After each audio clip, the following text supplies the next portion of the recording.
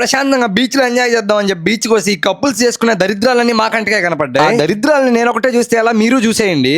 అసలు మ్యాటర్ ఏంటంటే మా మోడల్ రంజిత్ ఒక హ్యాండ్ బ్యాగ్ వేసుకొని మా రూమ్ కి అయితే వచ్చేసాడు. యాడికిరా అంటే ఆడికైనా బయటికి పోదాం సరదాగా అన్నాడు. ఇంకా చెన్నైలో నైట్ టైం సరదాగా ఎక్కడికైనా బయటికి పోవాలంటే ఒక బీచ్ తప్పితే ఇంకేం బాగోదు. సరే అని చెప్పి అందరం కలిసి బీచ్ కి అయితే స్టార్ట్ అయ్యాము. బీచ్ కి వచ్చి బీచ్ లో నడుచుకుంటా పోతా ఉంటే ఎన్ని దరిద్రాలు అంటే అన్ని దరిద్రాలు చూసాం మేమైతే. అసలు మేము బీచ్ కి వచ్చామా ఓయాకి వచ్చామా అనేది కానీ అర్థం కాలేదు. కొంతమంది హగ్గులు చేసుకుంటా రొమాన్స్ చేసుకుంటా ఉంటే వీళ్ళైతే ఏకంగా ముద్దులు పెట్టేసుకుంటున్నారు కళ్ళ ముందర. అసలు పబ్లిక్ ప్లేసెస్ లో అలా ఎలా చేయబోద్దు అవుతుందో నాకైతే అర్థం కాలేదు. సరే అని చెప్పి బీచ్ చూద్దాం అని చెప్పి ముందరకు వస్తే ఏడైతే రైలు బోగిలు కూర్చోనట్టు కూర్చోన్నారు వరుసగా.